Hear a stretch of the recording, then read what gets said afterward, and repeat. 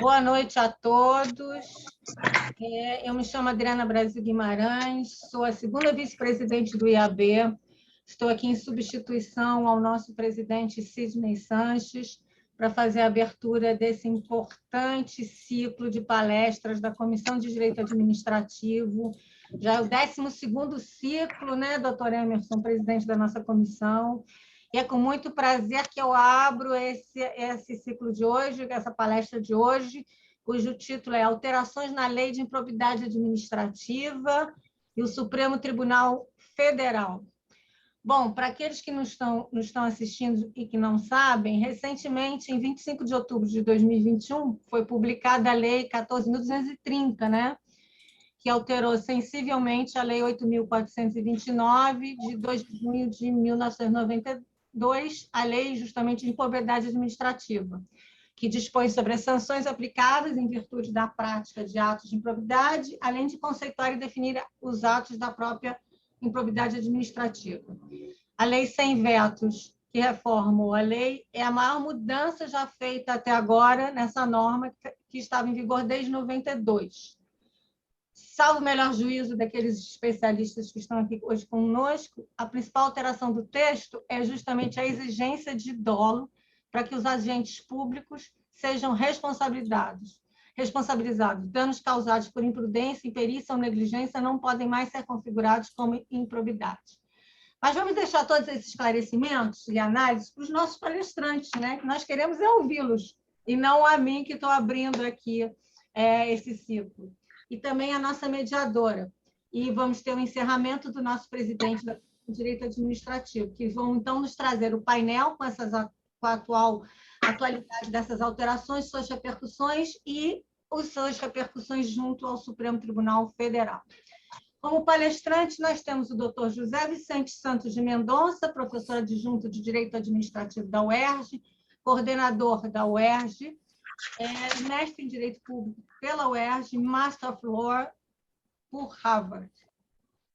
A mediadora seria a doutora Tereza Cristina de Albuquerque Nóbrega, mas ela teve um imprevisto médico de última hora e está sendo aqui substituída com muita honra e com certeza da maior eficiência pela nossa doutora Maria Regina Costa, membro da Comissão de Direito Administrativo do IAB, especialista em Administração Pública, Direito Administrativo, e tem MBA em Gestão Estratégica pela FGV.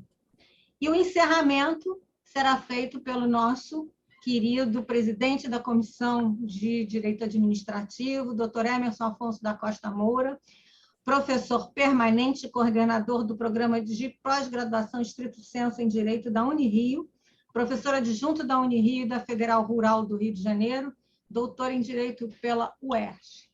Então, eu passo a palavra ao nosso presidente da comissão, doutor Emerson, para que dê efetivo início a esse ciclo de palestra de hoje. Muito obrigada a todos e que seja um sucesso essa palestra, que eu tenho certeza que vai ser. Obrigado, Adriana, como sempre, pela gentileza, pela oportunidade, por permitir que o IAB esteja de portas abertas aqui para a Comissão de Direito Administrativo. Em seu nome, Adriana, eu cumprimento o nosso presidente, o Sidney não pôde estar aqui conosco hoje, em razão de compromissos. Já cumprimento o nosso querido palestrante, o professor doutor José Vicente, ele sabe que... Vou falar Zé, que ele sabe que eu tenho uma relação mais próxima com ele. O Zé, eu acho que é um dos grandes nomes do nosso direito administrativo fluminense, dessa geração atual. Agradeço ele. Queria cumprimentar a nossa querida, também membro da comissão, a professora Tereza Cristina, que não vai estar presente hoje por razões familiares, problema de saúde muito grave, mas que ela se sinta aqui também abrangida pelo nosso carinho, pela presença, e cumprimentar a Maria Regina, nossa consorte, sempre presente nas nossas reuniões e sempre ativa no trabalho. Esse é o nosso 12º ciclo de palestras na Comissão de Direito Administrativo, aqui do nosso Instituto dos Advogados Brasileiros, nessa nossa ideia de que os ciclos de palestras são reuniões constantes que a comissão e o próprio Instituto debate os temas relevantes em relação à matéria de direito administrativo. Não poderíamos nos deixar de furtar de discutir em um tempo de sucessivas transformações de legislação. Nós tivemos a alteração com a criação de um novo marco normativo para licitações e contratos, a Lei Geral nova. Depois nós temos agora também em andamento um projeto de lei para alterar a Lei de Processo Administrativo Federal, e agora, igualmente, nós tivemos essas alterações que foram realizadas em relação à Lei de Improbidade Administrativa, uma tentativa constante e sucessiva do nosso legislador de fazer alteração nas normas punitivas ou normas de controle da administração pública e talvez garantir um resultado melhor no que tange à proteção contra a corrupção e esses estigmas permanentes da nossa administração pública, como o patrimonialismo, o nepotismo e a utilização e a malversação dos recursos públicos. De fato, não sei se a pretensão do papel e a caneta, que tanto o nosso ministro Gilberto Barroso chama a atenção que nós temos, seja capaz de efetivamente garantir efetivas e reais mudanças com essas alterações legislativas no que tange à administração pública. Mas é importante nós debatermos essas questões, em especial no que tange às alterações da Lei de Improbidade Administrativa, em razão do modo como elas têm sido sucessivamente deflagradas no âmbito da jurisdição constitucional e estão dependendo de uma série de julgamentos do Supremo Tribunal Federal que vão, de fato, definir a eficácia e o alcance e a legitimidade dessas respectivas alterações. Então, nós vamos ter o professor José Vicente fazendo efetivamente as suas interlocuções, seus comentários iniciais, e depois nós passamos o debate para a nossa querida consórcia, Maria Regina. Obrigado, Adriana, pelas palavras. Passo, então, imediatamente, se a Adriana permitir, ao professor José Vicente. Obrigado a todos e a todas. Saúdo aí todos os integrantes do Instituto dos Advogados Brasileiros. É realmente um prazer e uma honra estar aqui. Saúdo o professor Dr. Emerson, uma pessoa que tem e mais alta conta, um professor dinâmico, que está sempre promovendo eventos, palestras, seminários. Agora a coisa está melhorando com a pandemia, a gente está começando a ter os eventos presenciais. Semana passada fui num evento presencial, mas, ao mesmo tempo, os eventos virtuais têm uma questão de acesso, que são legais também. Então, enfim, acho que o futuro vai ser o futuro dos eventos híbridos, né? Enfim. Saúdo aí doutora Adriana, doutora Maria Regina, que vai fazer a interlocução, doutor Nilson, meu colega Manuel Peixinho, Manuel Messias Peixinho, Oscar Bittencourt, meu orientando de doutorado, enfim, todos os nossos colegas aí que nos assistem nesse momento. Ao longo dos últimos... Vamos começar, então, a minha palestra. Nos últimos 10, 15 anos, houve uma compreensão. Queria que nos últimos 10 anos, uma compreensão de que o regime de controle público, apesar de se legitimar perante a sociedade, de mostrar resultados, ele não se coloca à margem das críticas que ele tanto faz. E aos últimos tempos vem se construindo um conjunto robusto de críticas a certos excessos do sistema de controles públicos. Controle público excessivo, muitos órgãos, às vezes umas competências comuns que se exercitam de forma descoordenada, controle que se faz com base em normas muito vagas, um controle, portanto, como opinião do controlador, um controle como vagueza exegética, você então tem ali um controle com base em atos que violam princípios. Uma compreensão de que esses excessos dos controles públicos, por vezes, geram paralisia decisória, no que muitos vêm chamando já de algum tempo de apagão das canetas, direito administrativo do medo, repercussões possíveis até o plano micropolítico da gestão, a fuga do bom servidor, que os espanhóis falam, quer dizer, o servidor que é correto, diante de um ambiente em que as fogueiras da Inquisição estão acesas, ele sai, ele não quer ordenar despesa, ele não quer decidir, e aí você tem a fuga do bom servidor, a ascensão do mau servidor, o que é muito ruim para todos. Pois bem, então esse conjunto de críticas, esse conjunto de percepções e de alguns dados vem construindo o caldo cultural que levou à edição da Lei 14.230, que altera partes significativas da Lei de Improbidade, uma lei que veio já da época do Collor, uma lei que foi gestada, Emerson, numa época também de caça às bruxas, ali de combate à corrupção, enfim. Você teve uma lei que durou bastante, mas que agora sofre a sua principal alteração histórica, né? Que é essa lei 14.230. Eu vou destacar aqui, para ser bastante objetivo, 4 polêmicas ou 4 pontos de destaque para a gente firmar nosso debate nesses 4 pontos. Eu vou falar, talvez, uma das questões mais importantes em termos práticos, que é a discussão sobre a retroatividade de certas alterações trazidas pela Lei 14.230. A Lei 14.230, ela reduz o prazo prescricional, reduz a prescrição intercorrente, estabelece uma exigência de dolo específico, então acaba com a modalidade culposa de improbidade, e a pergunta que se faz é se isso retroage para afetar as ações em curso e qual é o marco para essa retroação, se ela de fato ocorrer. Esse é o primeiro ponto. Segundo ponto, discutir esse fim da modalidade culposa e o que significa esse dolo específico que a lei passou a exigir.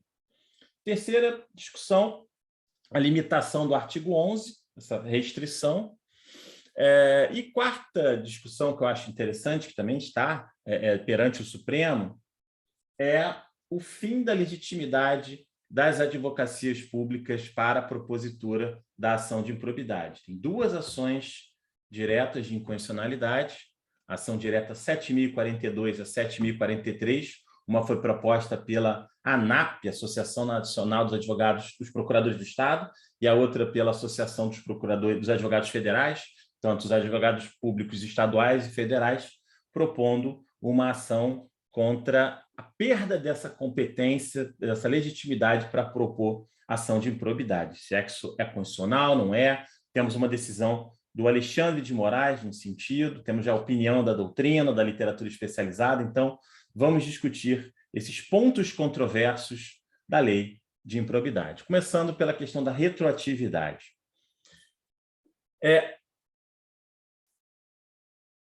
A lei alterada, ela consagra certas alterações, como, por exemplo, o fim da modalidade culposa e a diminuição do prazo de prescrição, agora o prazo passou a ser de 8 anos. Isso é percebido como benéfico aos acusados de atos improbos, que estão sendo demandados por ações de improbidade. Aí a pergunta que se faz é qual é o limite do direito sancionador há ou não retroatividade das alterações da nova lei, né, da lei que alterou a lei de improbidade, para colher os processos em curso. Essa discussão ela é extremamente importante porque ela afeta centenas de milhares de ações de improbidade que estão em curso por todo o país. Eu diria que a maioria das ações de improbidade atacam atos de autoridades públicas infranacionais, prefeitos, vereadores, secretários municipais, porque nós temos muitos municípios. Aliás, a ação de improbidade é um assunto que costuma gerar muito interesse por parte dos advogados e advogadas, porque eu sempre falo isso para meus alunos, é um assunto bom para a advocacia, é um bom mercado.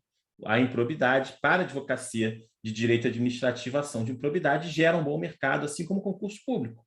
Advocacia de concurso público, de servidor e de improbidade na parte do gestor. Nós temos essa discussão, primeiro fixando o debate no Supremo. Nós temos o tema 1199 da repercussão geral do Supremo, que foi reconhecido em 24 de fevereiro desse ano, 2022, que está assim fixado: definição de eventual irretroatividade das disposições da Lei 14.230, em especial, 1, a necessidade da presença do elemento subjetivo dolo para a configuração do ato de improbidade, inclusive no artigo 10, e 2, a aplicação dos novos prazos de prescrição geral e intercorrente. A descrição da repercussão geral no Supremo amplia um pouco, né, o escopo do debate. É um recurso extraordinário em que se discute, à luz do artigo 37, parágrafo 5º da Constituição da República, a prescritibilidade dos atos de improbidade.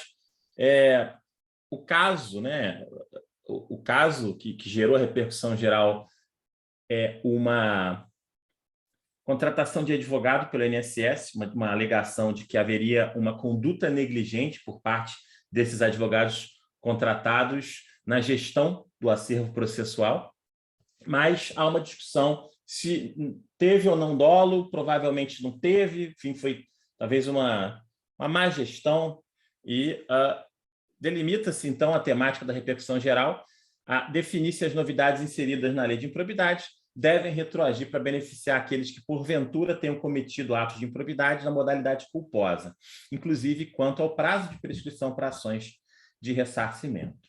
Então, essa discussão está no Supremo em repercussão geral. Grosso modo, nós podemos dividir as posições da doutrina e da jurisprudência em duas correntes. O primeiro entendimento, uma primeira corrente, diz que sim, há retroatividade, já que improbidade se insere na lógica do direito sancionador. Então, improbidade, há uma ideia de impor uma pena, uma sanção. Não é direito penal, evidentemente, é direito administrativo, mas há uma ideia de sanção, a ideia de aflitividade inerente à ideia da sanção está presente na busca por uma condenação por improbidade. Então, o primeiro entendimento diz que há retroação. A própria Lei 8.429, com a alteração da Lei 14.230, artigo 1º, parágrafo 4º, fala que aplicam-se ao sistema da improbidade disciplinado nesta lei os princípios constitucionais do direito administrativo sancionador. Então, isso, aliás, introduzido esse parágrafo 4º pela lei nova, né, de falar, aplica-se os princípios do direito administrativo sancionador. Não fala direito penal, mas a ideia é que direito administrativo sancionador incluiria alguma ideia próxima à retroação da norma benéfica, que é uma ideia do direito penal, que inclusive está na Constituição.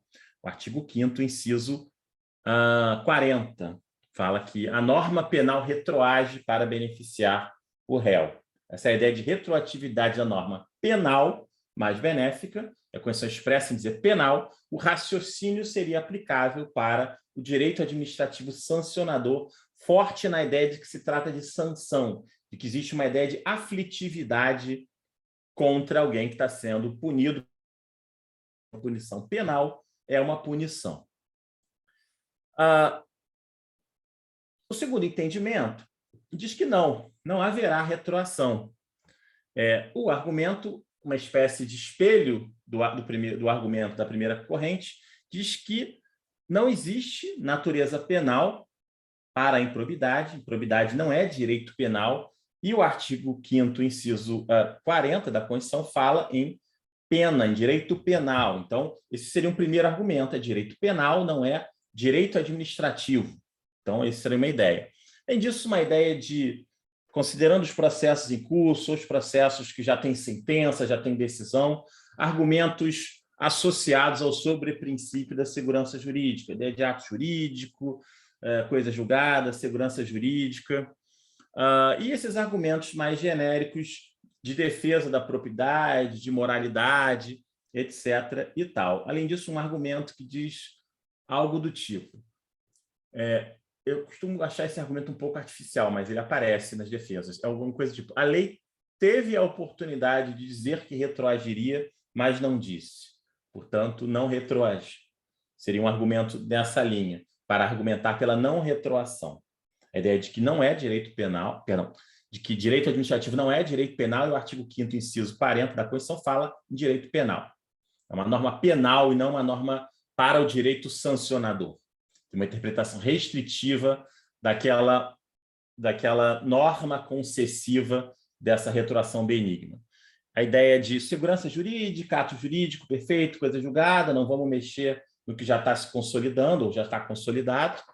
E essas ideias de probidade, de moralidade, de que, de alguma forma, é importante que as ações de improbidade tenham força e que haveria uma espécie de consequência negativa ao retroagir um prazo prescricional que é menor, ou você desconfiguraria propósitos de luta contra a corrupção, etc. e tal. Além desse argumento, que eu acho ruim, de que o legislador, se quisesse retroagir, teria dito. Então, é um argumento que constrói uma espécie de silêncio eloquente, né? dizendo que, por não falar, quis proibir, não quis permitir. Um argumento, eu acho, ruim. A gente tem que analisar os debates legislativos, a memória do projeto de lei, para ver exatamente se esse argumento faz ou não sentido. Você tem um fato, que é a ausência de menção a se retroage ou não. Agora, se isso é uma omissão legislativa ou um silêncio eloquente, você tem que ter elementos que não estão exatamente no texto da lei, mas talvez nos debates legislativos, no debate doutrinário da época. É assim, basicamente, nesses termos que o debate está posto. Retroage ou não retroage. Naturalmente que a gente já tem algumas manifestações institucionais e doutrinárias em um ou em outro sentido. Destaco aqui, por exemplo, a 5ª Câmara de Coordenação e Revisão do Ministério Público Federal, como provavelmente seria o caso, afirma na orientação número 12 de 2021 que a nova lei não se aplica aos atos de improbidade ocorridos antes de sua vigência, seria dali para frente. Uma posição bastante compatível com o que se espera institucionalmente de um órgão de acusação e de investigação que lida com, é o principal propositor de ações de improbidade, como só ia acontecer com o Ministério Público e o Ministério Público Federal também, um órgão que propõe ações de improbidade. Já na doutrina e na literatura que trata com esses temas de direito administrativo sancionador, de direito administrativo especializado, você tem manifestações em um e outro sentido, algumas que defendem a retroação e outras que não. Eu vou destacar algumas. Por exemplo, Gustavo Binemboim e o Egon Bockmann Moreira, num artigo que ambos escreveram no blog do Gustavo Binemboim no jornal Globo, o Fumus Boni Iuris, eles destacam, eles operam com a ideia de que a nova lei deve retroagir. O argumento, eles desenvolvem um argumento dizendo que a eficácia da lei no tempo deve ser interpretada de modo a maximizar os direitos fundamentais e não a diminuí-los. Portanto, você busca preservar os direitos fundamentais daquelas pessoas que estão sendo acusadas de um ato improbo, a que se conferir protagonismo aos direitos e garantias fundamentais. E o tema do direito punitivo ele abrange leis penais, propriamente ditas, mas também leis com efeitos sancionadores ou efeitos penais. Então, não apenas direito penal, estrito sensu, mas também sanções, né? Não parece constitucional punir hoje, diz o Gustavo Egon, com fundamento numa lei que não mais existe, como seria o caso, com base nessa alteração, ainda que esse fato tenha sido praticado naquele tempo e até se o processo judicial estiver em seu desenvolvimento. E, aliás, tem um argumento muito interessante, um argumento que me pareceu inteligente nesse artigo, que é o seguinte: se não fosse assim, ou seja, se não fosse para retroagir, bastaria o legislador transformar em ilícitos administrativos todos os crimes e estariam aniquiladas as garantias constitucionais penais. Percebe? O argumento é: se, quando você vai para o direito administrativo, não existe garantia de irretroatividade, de retroação da lei mais benéfica, então você transforma crime, que tem essa garantia, em ilícito administrativo e você vai fraudar as garantias constitucionais de uma pessoa que está sendo acusada, independentemente de um crime ou de um ilícito administrativo. Bastaria você, se para o direito administrativo não precisa garantir esse tipo de regra, de princípio constitucional, então transforma a pena em ilícito administrativo e você pode sair acusando, você pode sair menoscabando garantias e direitos fundamentais. Há uma discussão também sobre o momento da retroação, se retroage ou não e até quando retroage. Pelo direito penal, você tem uma retroação máxima, digamos assim, e aqui para o direito administrativo sancionador, há quem afirme que vai até o trânsito em julgado, e outros afirmam que você teria uma retroação até a coisa soberanamente julgada, ou seja, você teria que ultrapassar o prazo da ação rescisória para você não poder mais retroagir a lei administrativa mais benéfica. Então, você teria um prazo ou o trânsito em julgado ou a coisa soberanamente julgada, portanto, mais 2 anos, né? O argumento para você dizer que vai além do trânsito, para o trânsito em julgado, a coisa soberanamente julgada, é uma referência da lei na lei de improbidade, uma aplicação das regras do Código de Processo Civil. Está lá no artigo 17, que fala que se aplica ao procedimento da ação de improbidade as normas do processo civil. Portanto, por essa remissão, você retroagiria a norma mais benéfica, essa norma mais benéfica, até o momento você conseguiria propor ações rescisórias para desconstituir coisa julgada, mas não coisa soberanamente julgada, para desconstituir essa coisa julgada em relação à qual ainda cabe a ação rescisória. A questão da fim da modalidade culposa. Antes da Lei 14.230, de 2021, a jurisprudência do STJ afirmava que o dolo genérico era suficiente para você configurar um ato de improbidade. Você tinha, então, diversas decisões do STJ, a segunda turma dizia: ressalte-se que não se exige dolo específico, elemento subjetivo específico para a tipificação da ação de improbidade. Contra essa linha decisória vem a nova lei que introduz elementos normativos que são muito claros para dizer exatamente o contrário.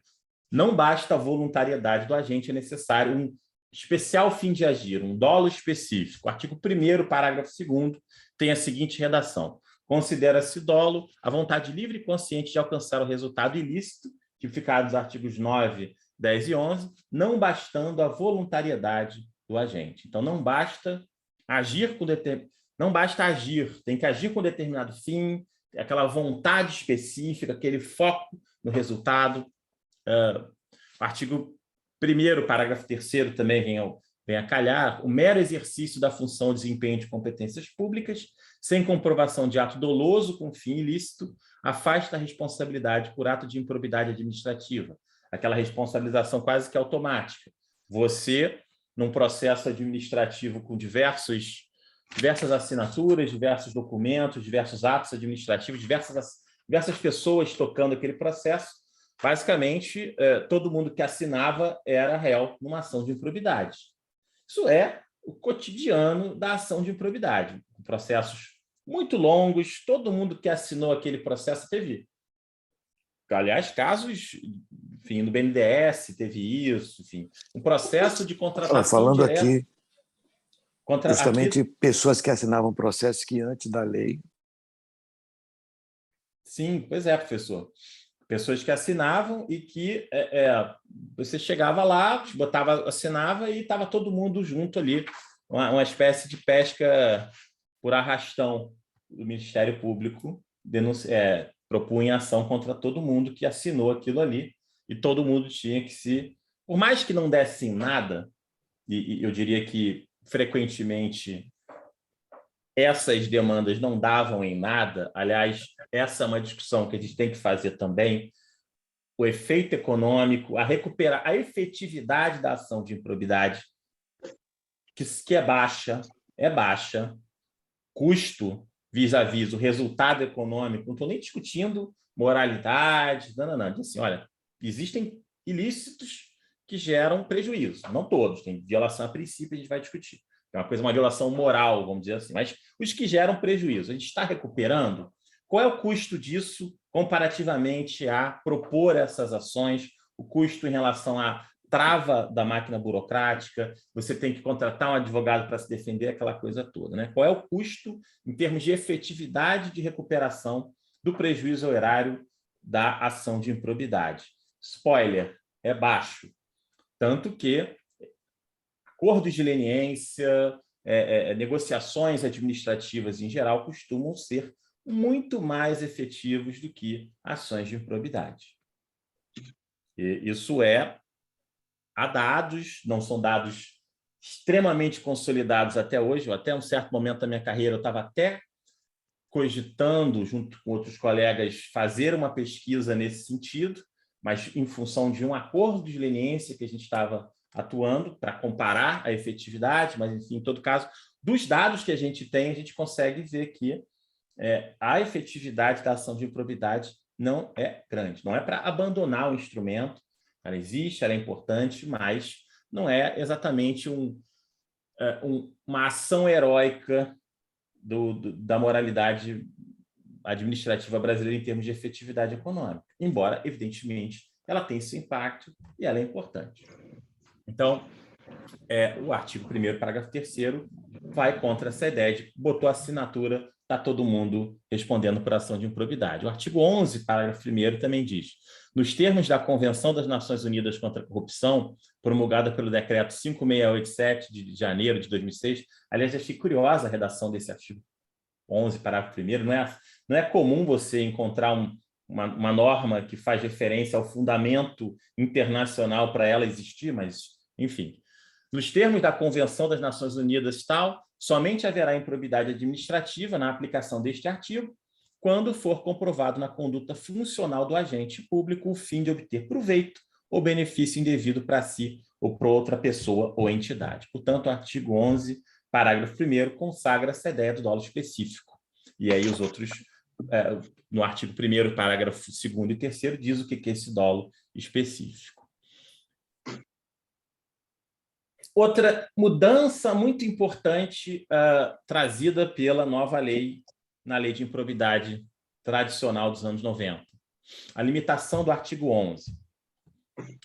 Famoso dispositivo que falava da violação a princípios. Aqui nós temos estudos interessantes, um até citado pelo professor Carlos Ari, e elaborado, eu não me lembro se pelo grupo público, mas eu acho que talvez pelo projeto Pensando o Direito, enfim, que mostrava que as ações de improbidade fundamentadas na violação a princípio eram muito mais numerosas do que as ações de improbidade com enriquecimento ilícito e dano ao erário, etc. e tal.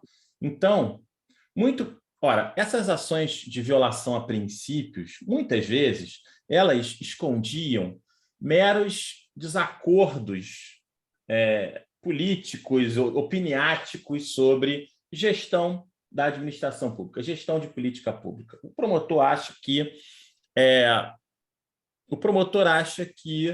não deve pagar 100 mil reais para fazer show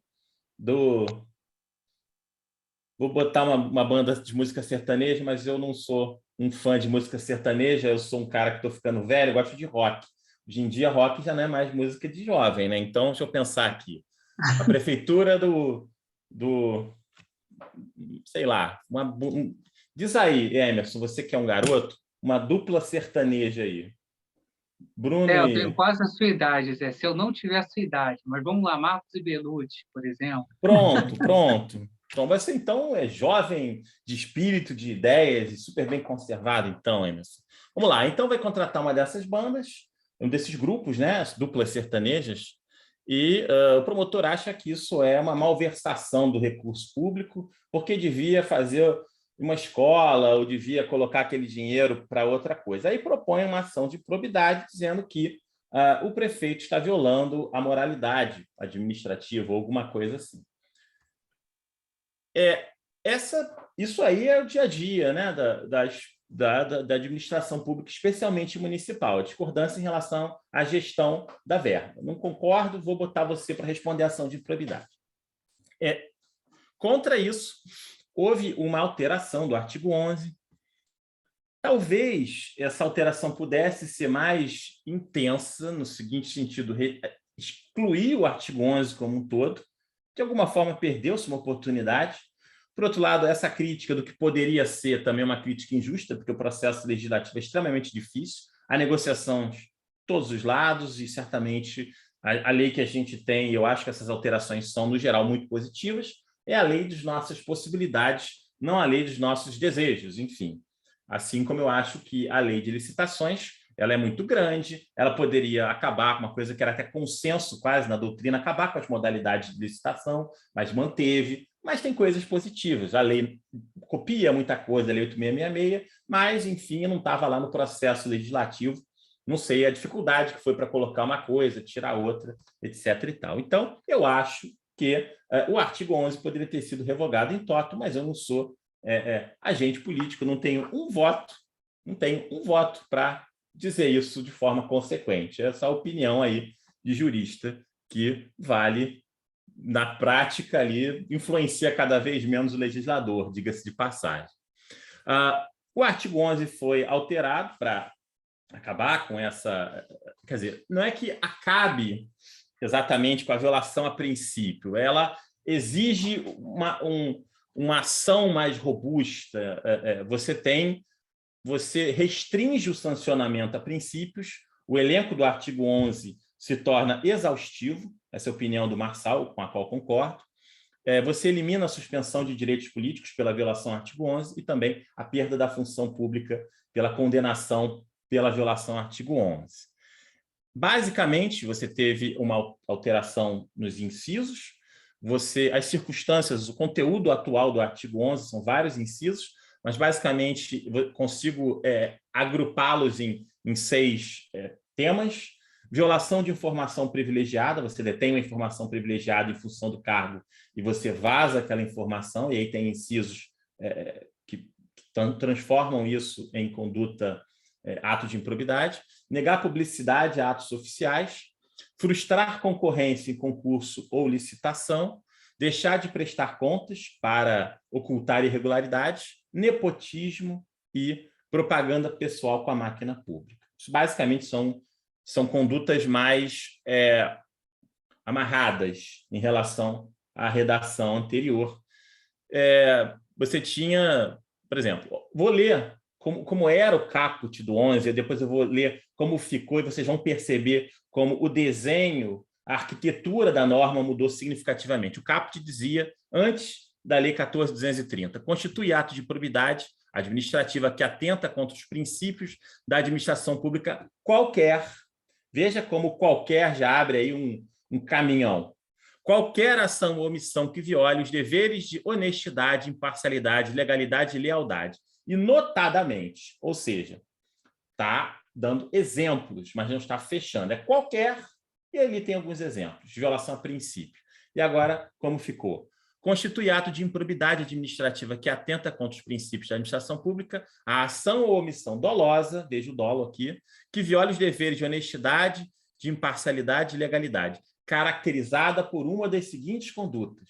Portanto, não é mais o qualquer e notadamente. Agora é o doloso, a ação dolosa ou a omissão dolosa, caracterizada por uma das condutas. Aí segue a lista de condutas. E aí você teve revogação de incisos, mexida, adaptação de outros,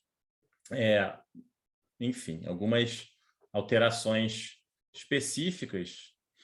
Não sei se vale discutir especificamente alguns, eu posso destacar aqui em relação, por exemplo, ao artigo 11, inciso 5, você tinha antes o seguinte redação: frustrar a licitude de concurso público. Frustrar a licitude de concurso público.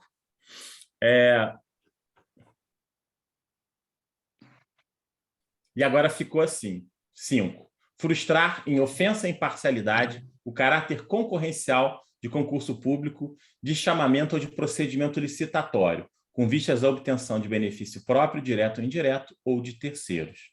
Tanto, houve uma alteração no artigo 11, inciso 5, que pode gerar uma discussão, que eu acho interessante, sobre a eventual superação da jurisprudência do STJ de que o dano ao erário é presumido na contratação direta indevida. Entendimento do STJ de que, na contratação direta indevida, o dano ao erário é presumido.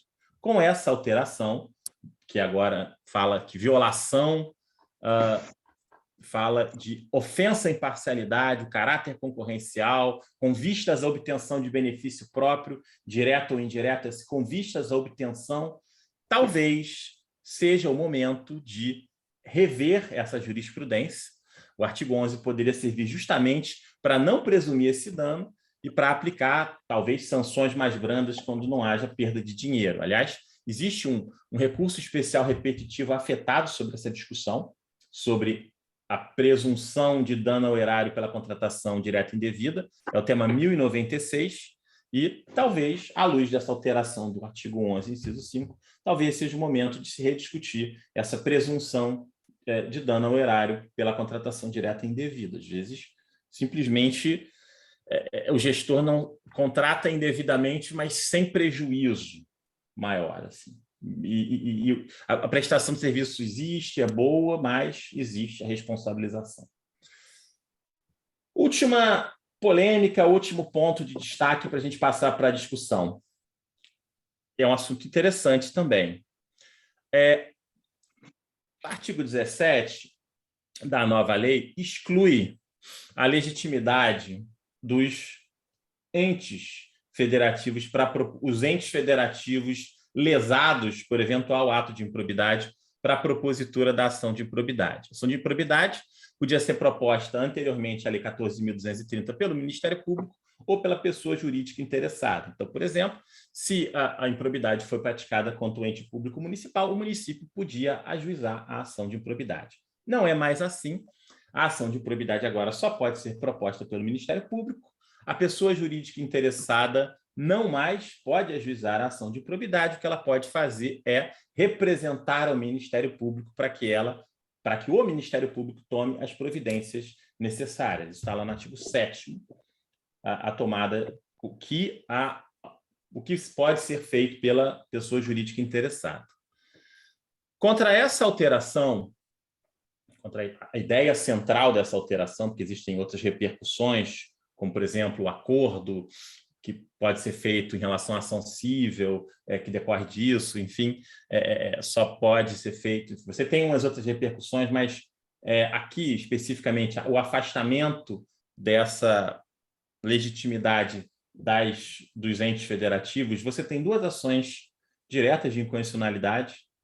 A ação direta de inconstitucionalidade 7.042 e a 7.043 foram propostas pela Associação Nacional dos Procuradores do Estado e pela Associação Nacional dos Advogados Públicos Federais.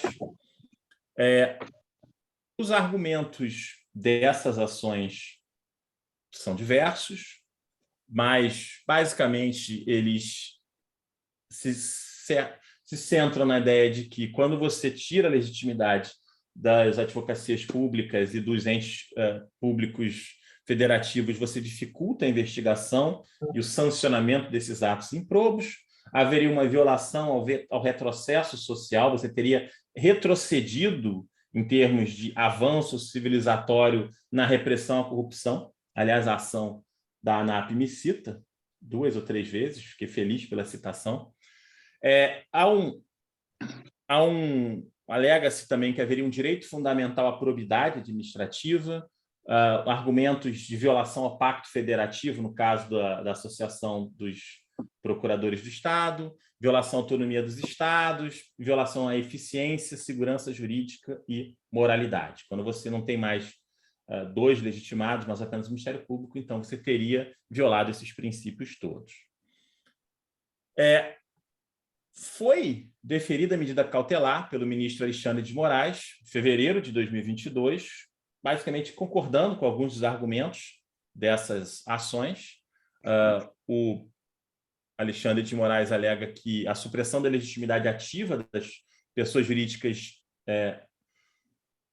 violaria o princípio da eficiência, seria um obstáculo ao exercício comum dos estados, da União, do Distrito Federal, dos municípios, para zelar pela guarda da Constituição e para conservar o patrimônio público que está lá como competência comum no artigo 23, inciso 1 da Constituição. Além disso, diz o Alexandre de Moraes que isso seria um significativo retrocesso quanto ao imperativo constitucional de combate à improbidade administrativa. Portanto, o Alexandre, de alguma forma, o ministro Alexandre de Moraes, de alguma forma, concordou com essa ideia de retrocesso trazido pela alteração para excluir os entes federativos. Essa decisão foi muito criticada na doutrina, veja, é uma decisão monocrática, ainda não chegou para os outros ministros, eu suspenso cautelarmente. Você tem crítica, por exemplo, do Carlos Ari, do professor Marçal Justem Filho. O professor Carlos Ari, por exemplo, fala que os entes federativos possuem uma série de instrumentos para perseguir a moralidade pública, ações administrativas, o processo administrativo, e é o Ministério Público quem depende da ação de improbidade. A administração pública tem meios próprios bastante poderosos para agir. Portanto, essa alteração não teria nada de inconstitucional. E o professor Marçal Justin Filho, também faz uma crítica, alega que essa alteração ela nada teria de inconstitucional. Ele introduz um argumento que eu achei também interessante. Ele fala que não se pode admitir que a suspensão do direito político seja perseguida no contexto de interesses de diferentes agentes políticos. Qual é o argumento dele? É que se você deixa a ação de improbidade na mão do ente federativo e como um dos seus efeitos é suspender direito político, de alguma forma o ente federativo, cujo chefe é um político, poderia estar usando o ente federativo para perseguir outros políticos, digamos assim. Então, de alguma forma, essa exclusão do ente federativo, colocando, portanto, só o Ministério Público, seria, diz o professor Marçal, portanto, a previsão original do artigo 17 da Lei de Improbidade é que padecia de defeito. A Lei 14.230 de 2021 corrigiu a falha. Tomara que o Supremo não restaure o equívoco. Então, o argumento do professor Marçal tem essa nuance, de que você colocaria na mão de um ente federativo comandado por um político um instrumento que pode levar a uma perseguição política.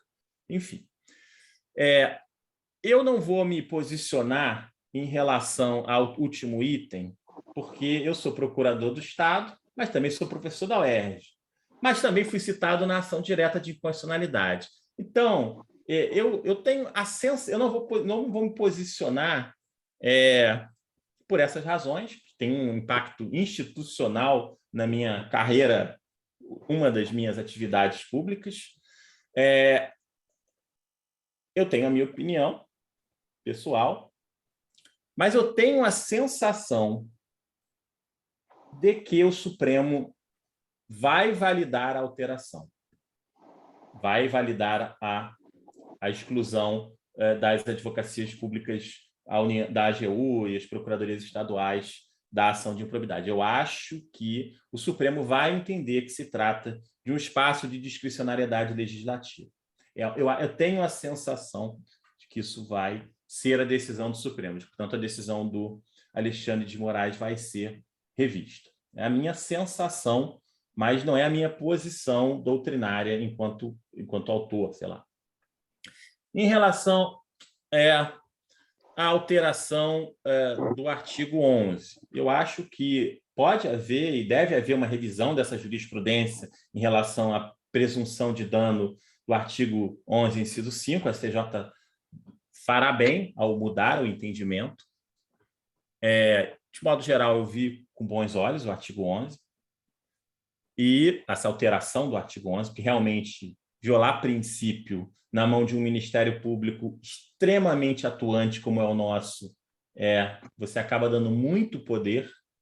E veja, o poder não é perseguir condenações. Existe hoje nos estudos de processo o dano de ser processado, o custo de ser processado.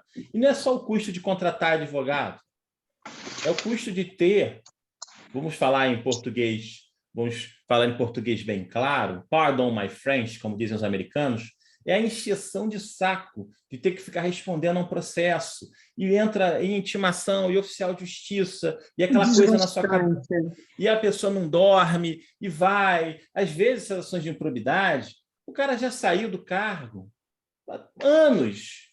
E, óbvio, hoje em dia você tem o processo eletrônico, está tudo digitalizado, mas o processo eletrônico é uma coisa de alguns anos para cá. Você tem processo, ação de improbidade, em que o ex-gestor tem que ficar pedindo, pelo amor de Deus, para o atual gestor pegar um processo que ele nem sabe onde que está, não sei o que, às vezes extraviou.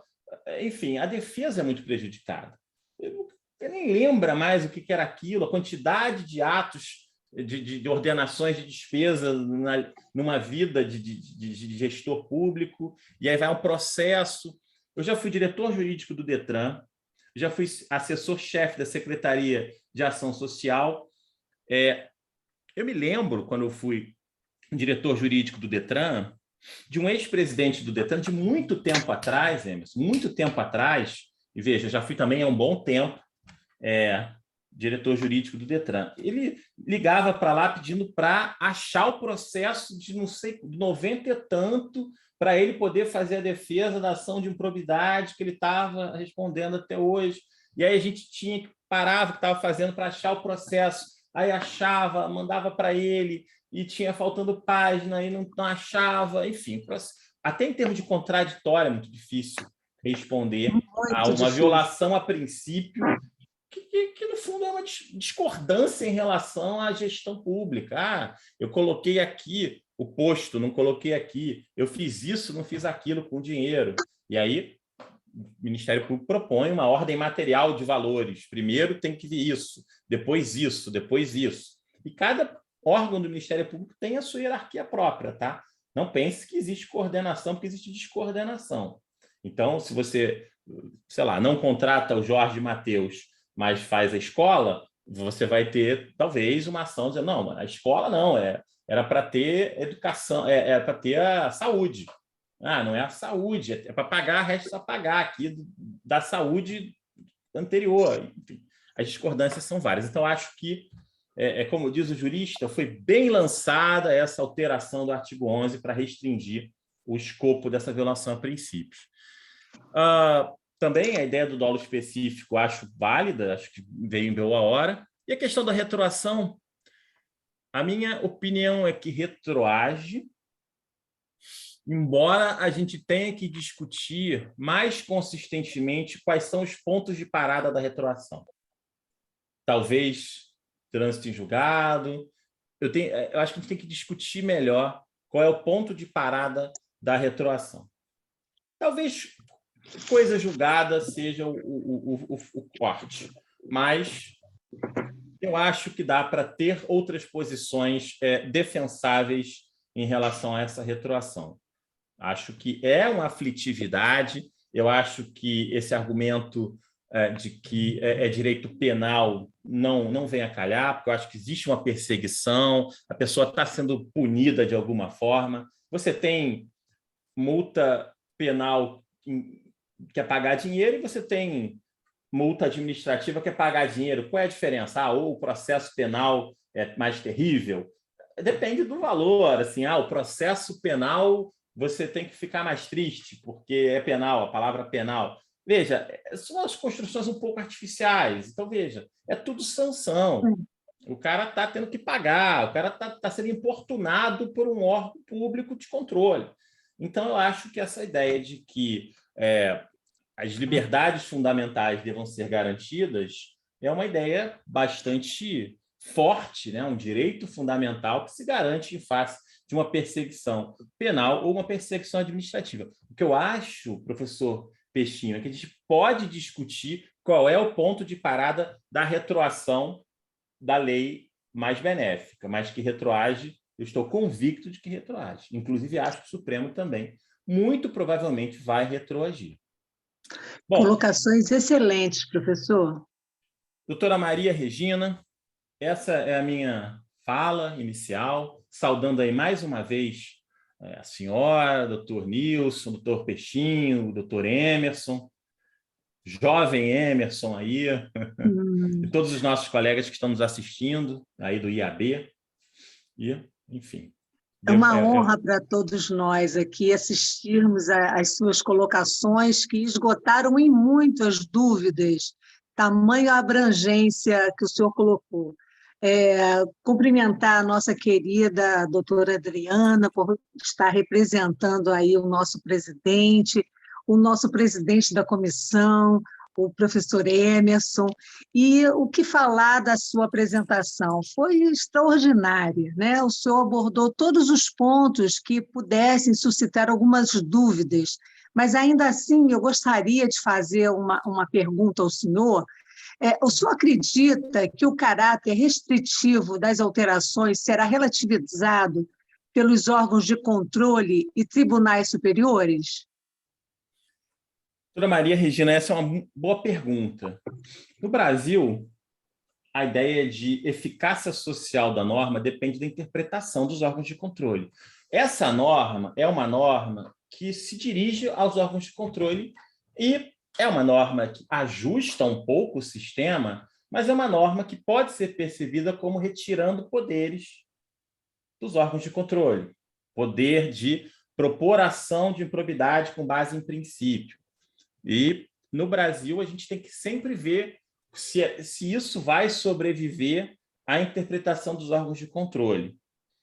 Eu diria que, num primeiro momento, isso, aliás, também, essa discussão se fazia também um pouco em relação à LINDB, que foi uma lei que, no processo legislativo de discussão das alterações da LINDB, os órgãos de controle, especialmente tribunais de contas, se colocavam contra a LINDB. Não, isso aqui é uma lei para tirar poder do Tribunal de Contas, isso aqui, e aí se posicionavam contrariamente. Tinha até parecer, eu até escrevi um parecer contra, né, junto com outros autores e tal.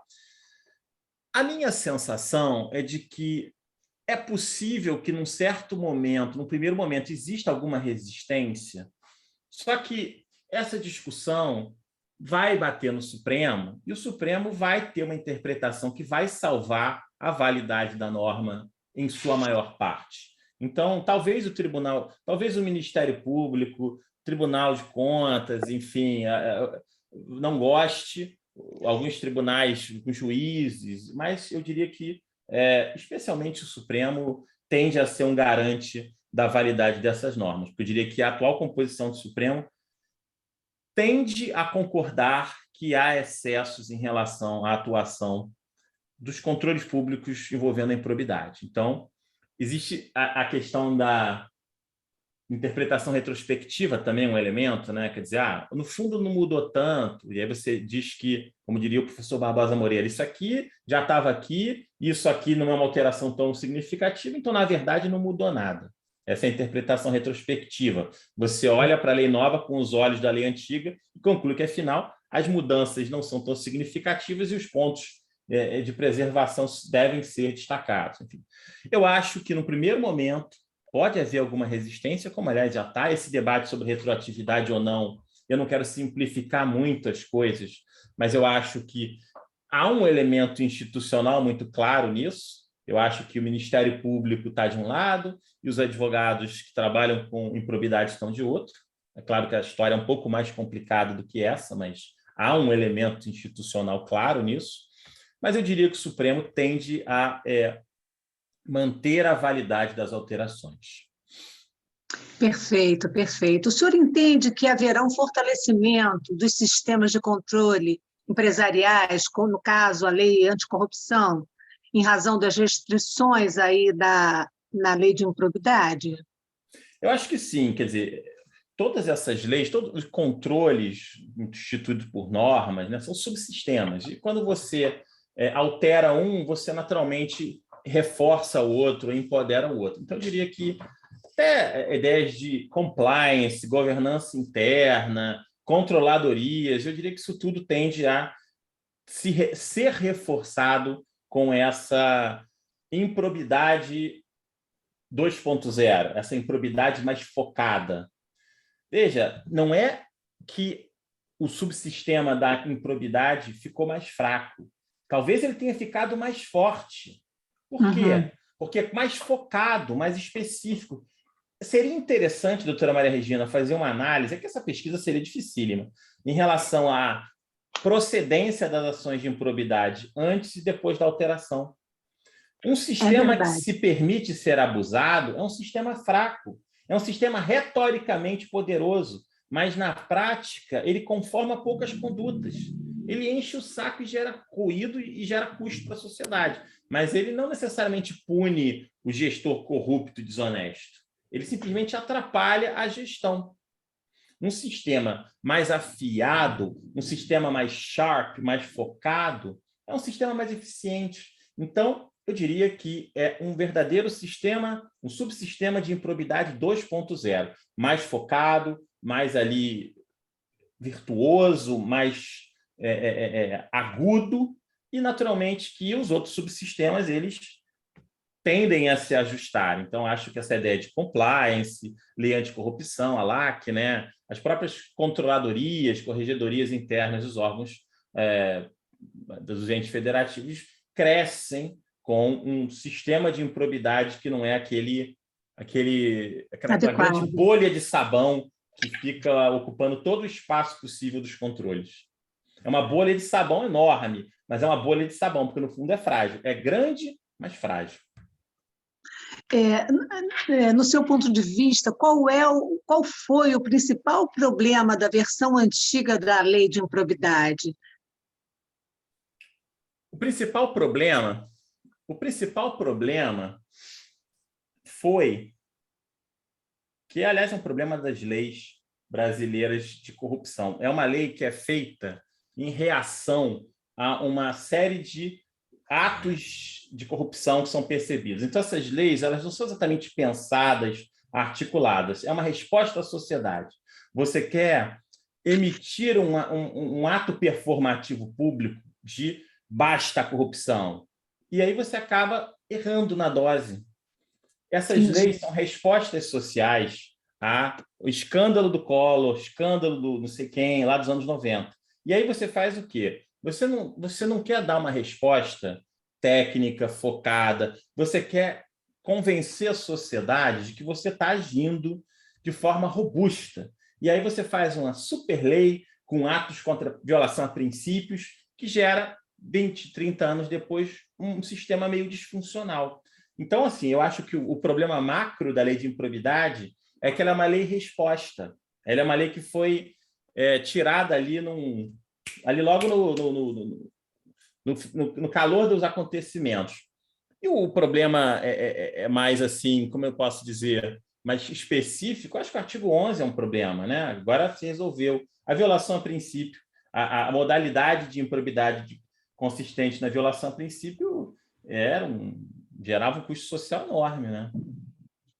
E o senhor acha, então, que essas alterações havidas vai resolver o problema da lei de improbidade? É difícil afirmar que as alterações vão resolver um problema como um todo, né? Eu diria que elas são alterações tendem a ser positivas, isso depende da interpretação dos tribunais inferiores, do STJ, do Supremo, mas eu diria que, em médio e longo prazo, essas alterações muito provavelmente vão ser positivas. Não acho que o sistema seja perfeito,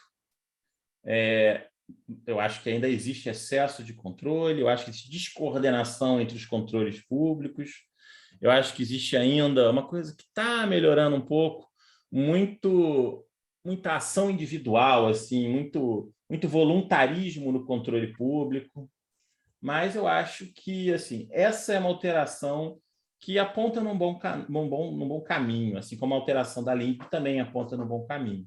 Eu acho que, se você pensa num sistema de sístole e diástole, assim, dos excessos de controle, a gente estava vendo um momento em que o controle público está se tornando um amadurecimento dos controles públicos. Você tem aquela criança que grita, que quer aparecer, que faz barulho, que reclama um papel de agente do seu destino. Hoje em dia você tem um controle público mais maduro, mais calmo, fala mais devagar, mas fala mais certeiramente. Então, eu acho que é uma lei positiva. Claro que isso vai depender da interpretação e do futuro, mas eu acho que é uma alteração tendencialmente positiva, doutora. Perfeito, parabéns, professor, ter emprestado o seu conhecimento à nossa comissão, ao nosso grupo. Tenho certeza que hoje nós sairemos com uma bagagem maior acerca dessas mudanças, e o professor Emerson acertou muitíssimo em lhe convidar para tratar destrinchar esse tema que assustava e assusta a todo o grupo. Perfeitamente plausível as suas colocações, e, mais uma vez, eu cumprimento a comissão, cumprimento o IAB pela presença do professor, por ter feito o convite a uma figura extraordinária que é o senhor, que veio emprestar esse conhecimento para a gente. Não é mesmo, professor Emerson? Não sei se o Emerson ainda está Estou, Maria Regina. Isso. Com muita gratidão que nós temos o primeiro ciclo do ano de 2022, iniciado hoje com o jovem professor José Vicente, que eu não entendi porque ele se coloca numa posição de não jovem, Maria Regina. É a última geração de concurso de Direito Administrativo aqui da UERJ, então um jovem professor. E desde já eu utilizo as palavras da querida Maria Regina para cumprimentá-lo, professor José Vicente, e também para igualmente agradecê-la por ter enobrecido o debate com colocações tão importantes como foram colocadas hoje. Faço também a escusa de cumprimentar o nosso ex-presidente da comissão aqui de Direito Administrativo, professor Manuel Messias Peixinho, os nossos membros que estão presentes na figura do Nilson, do Oscar, que sugeriu o nome do professor José Vicente, e a todos que estão aqui nos acompanhando até o final da noite. E antes de encerrar, só gostaria de fazer uns breves comentários, dizendo que a controvérsia persiste, nós vamos ter um longo caminho até o Supremo Tribunal Federal pacificar a interpretação sobre efetivamente os limites e as possibilidades da Lei de Improbidade Administrativa. Talvez eu não seja tão confiante quanto você, José, porque, por exemplo, a questão da análise do ressarcimento do dano ao erário em caso de conduta dolosa de improbidade, ao meu ver, que o STF decidiu pela imprescritibilidade, foi um retrocesso, por vezes, o Supremo Tribunal Federal, e nós vimos isso desde a operação do Mensalão, ele acaba se excluindo de um papel de órgão acusador, ao invés de notar que o papel da jurisdição constitucional tem que ser o papel de garantia dos direitos fundamentais e de preservação das minorias do processo majoritário. E talvez por isso que nesse arco de últimas alterações normativas, que começa realmente com as alterações da 13.655 na LINDB, passa para a nova lei de licitação, envolve agora a lei de improbidade administrativa e passará pela lei de processo administrativo, talvez seja um pouco de ânimo que elas acabem nos dando por trazerem cada vez mais a ideia do direito sancionador administrativo e não direito administrativo sancionador, como uma forma de conter o arbítrio estatal e como uma forma de tentar trazer algum tipo de sistematicidade ou, ao mínimo, racionalidade no sistema de controle. Mas, como o Zé Vicente chamou a atenção, eu acho que é um caminho longo ainda. Nós temos um sistema de controle ainda pautado em um formalismo excessivo, ainda preocupado em criar uma punição exacerbada e ainda dotado de uma falta de racionalidade pela existência de múltiplas normas que vão desde o Código Penal até a Lei Anticorrupção, um enfeixe de sucessivas leis que buscam punir ao invés de pensar ou repensar numa administração pública marcada por um pragmatismo, marcada por uma consensualidade, marcada pela compreensão que talvez o fenômeno da corrupção, que é um fenômeno não só jurídico, mas social, não encontre no direito e muito menos na punição ou na sanção o melhor instrumento para evitar. E talvez investir em normas que traduzam, não na etapa de controle, mas na etapa de execução, de planejamento da ação estatal, parâmetros e formas de atuação que impeçam a malversação dos recursos públicos, que impeçam a má utilização, de fato, da ação administrativa pautada em interesses que não os chamados interesses públicos. Quero agradecer de novo ao IAB por permitir que nós tivéssemos esse canal hoje, para que pudéssemos debater. Agradecer à Comissão de Direito Administrativo, que tem sido atuante, participado e permitido encontros e debates como esse. Agradecer de novo, José Vicente, por essa palestra, que foi muito educativa. Eu tenho várias perguntas para fazer, Zé, depois eu vou fazer para você no WhatsApp, né? Inclusive a sua opinião, efetivamente, sobre a questão da titularidade da ação de probidade. Agradecer a Maria Regina por ter cedido e participado, apesar das dificuldades que tivemos de última hora, e a todos vocês que estiveram aqui acompanhando hoje, e todos que vão acabar assistindo essa palestra. Esse tipo de debate é extremamente importante. Então, obrigado a todos e todas. Eu agradeço aí, Emerson. Realmente, o que você falou sobre a questão da prescritibilidade, realmente o Supremo decidiu de forma meio complicada, né? Agora, o lado bom de o Supremo mudar de opinião toda hora é que ele pode corrigir a qualquer tempo. Esse talvez seja o bom de ter um Supremo um pouco inconsistente, que não firma uma jurisprudência, né? Pode mudar de ideia, né? Agora, eu acho que a gente tem que ser otimista, né? Enfim, claro, Acima de tudo, é As verdade. coisas podem mudar para pior, mas eu diria que, pelo menos, a mensagem do legislador foi uma mensagem clara de busca por racionalidade. Repito, não se trata de debilitar um instrumento importantíssimo de tratamento e de ataque contra os malfeitos, a corrupção. É de torná-lo mais eficaz, é de afinar, de tornar mais pontiaguda a acusação, e não exatamente de ter uma lei de improbidade que acaba se barateando na frigideira das violações a princípios que são discordâncias em relação a comportamentos de atores políticos. A gente tem que fazer entrar numa análise institucional das nossas corporações públicas e privadas e entender exatamente os nossos papéis em relação à nossa atuação, delimitação de papéis, competência das instituições. É uma discussão que a gente está adiando o nosso encontro com essa discussão sobre os papéis dos atores públicos e privados. A gente tem uma sociedade e uma atuação pública muito descoordenada, desenfreada, em que todo mundo toma decisão por todo mundo, revê, opina, capturas corporativas de todas as espécies. A gente tem um encontro no futuro, isso já está contratado, a gente vai ter que discutir quais são as competências das nossas instituições.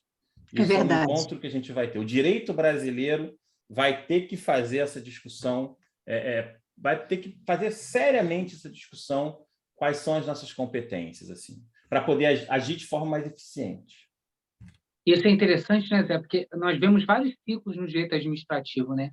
Primeiro, o ciclo que o Juliana chamou muita atenção, né, da despublicização, a busca por agentes privados, depois da atuação regulatória. Parece que a gente está no momento atual de ciclo do controle, né? Você vê que os trabalhos doutrinários e o processo legislativo está pautando em relação ao controle, mas o que a pandemia chamou a atenção é justamente o que você está chamando a atenção, a necessidade de discutir o campo de atuação de cada um, porque só vamos dar organicidade e racionalidade ao sistema de controle na medida em que nós formos capazes de dizer qual vai ser a atuação de cada marco normativo e de cada sujeito no âmbito do controle para evitar sobreposições, tensões, evitar esferas de poderes concentrados, como o Tribunal de Contas acabou se tornando após a jurisprudência do STF sucessivamente ampliando os poderes dele, ou seja, uma série de ajustes das forças políticas que talvez eu não sei se seja algo que queira ser feito, porque, por um lado, se a lei tenta trazer instrumentos melhores para, por exemplo, a advocacia privada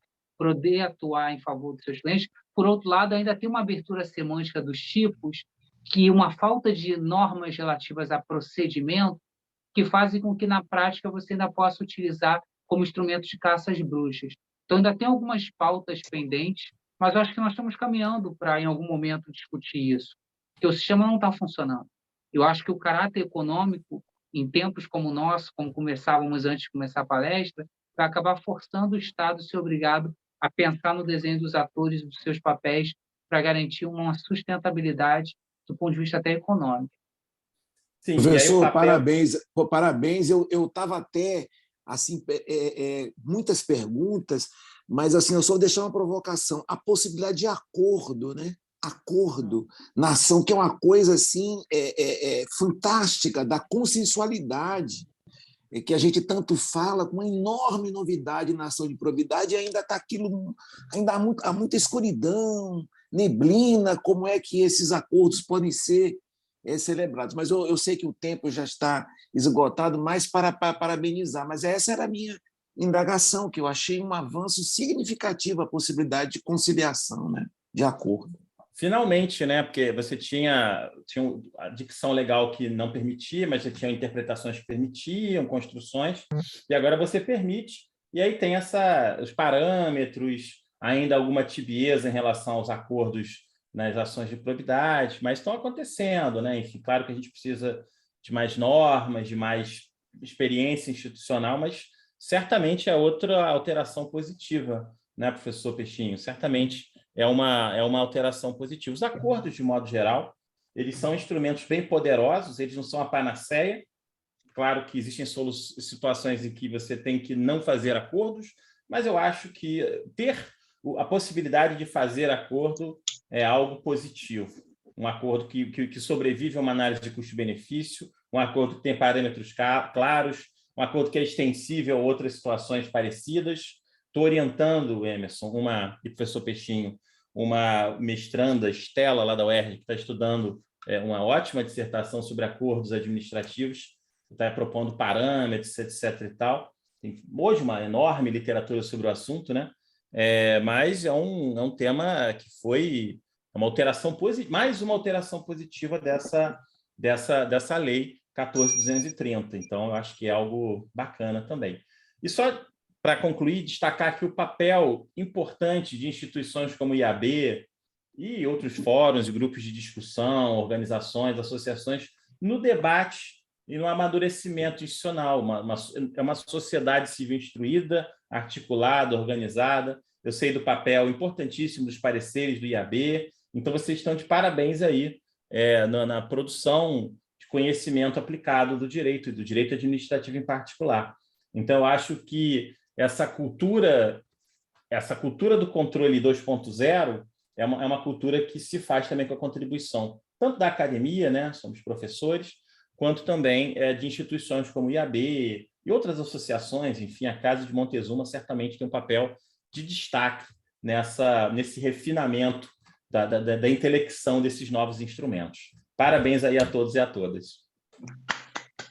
Obrigado, José Vicente, se vocês permitirem. E desde já fique convidado, José Vicente, a participar como membro da nossa comissão de Direito Administrativo. Será um prazer ter você com os nossos debates, nossas reuniões são mensais. A todos que estão aqui presentes hoje, né? O IAB está de portas abertas a todos que são operadores do direito, não só advogados privados, e que queiram efetivamente participar do nosso instituto, contribuindo com esse papel míster que essa casa, a primeira Casa das Américas, sempre teve na proteção das instituições, da ordem democrática e, acima de tudo, do direito. Então, Zé, está convidado a participar, vai ser uma honra, uma alegria. Queria agradecer de novo a presença de todos e todas. Se vocês assim permitirem, eu declaro encerrado o nosso 12º ciclo de palestras de Direito Administrativo. Nos vemos mês que vem com mais um ciclo, discutindo novamente. Obrigado. Até lá, professor. Tchau, tchau.